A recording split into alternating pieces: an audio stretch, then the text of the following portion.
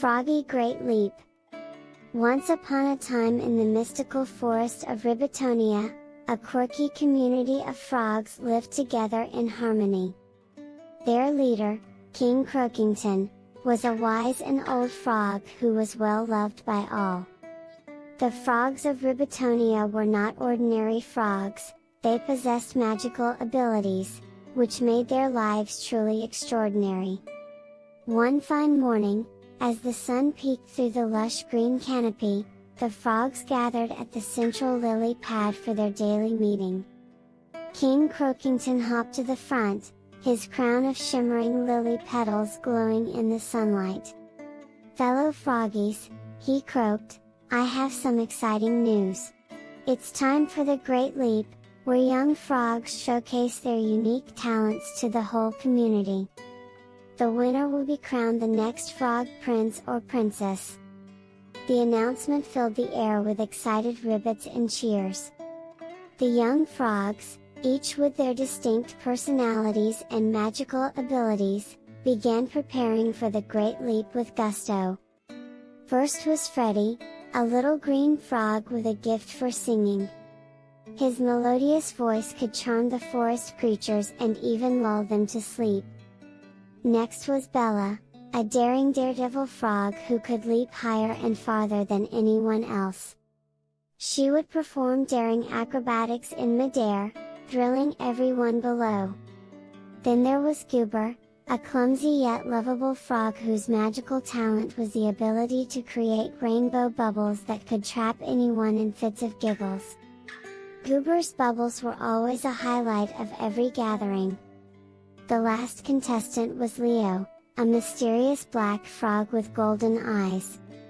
He was incredibly skilled at camouflage, disappearing into the surroundings like a ninja. The other frogs marveled at his talent and were eager to see what he had in store for the Great Leap. As the day of the Great Leap approached, Ribbitonia buzzed with excitement. The whole forest was abuzz with anticipation as various forest creatures arrived to witness the magical spectacle. Finally, the big day arrived, and the clearing was filled with frogs from all corners of Ribbitonia. King Croakington took his place on a majestic lily pad as the enthusiastic crowd cheered. Freddy was the first to perform, and his voice soared through the forest, mesmerizing everyone. Bella's acrobatics were breathtaking, and she leapt higher than ever before. Goober's rainbow bubbles sent ripples of laughter through the crowd, making everyone's day a little brighter. Lastly, it was Leo's turn. He stepped forward, and with a wave of his hand, the forest transformed into a living canvas of colors. He blended seamlessly with the trees, rocks, and even the flowers, creating a magical dance of invisibility. The crowd gasped in awe as Leo vanished and reappeared in unexpected places, leaving everyone guessing where he would appear next. It was a spectacle of pure wonder, and even King Croakington had never seen anything quite like it. When the performances concluded, the judges, including King Croakington himself, gathered to deliberate. They had a tough decision to make, as all the young frogs had showcased extraordinary talent.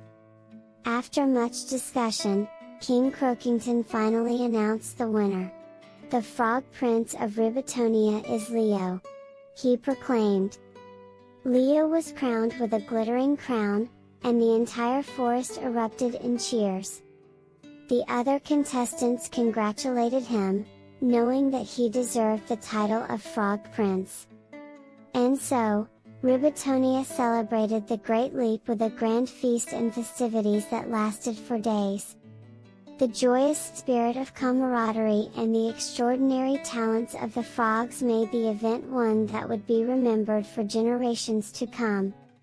From that day on, Leo, the mysterious black frog, served as the Frog Prince of Rib. The end.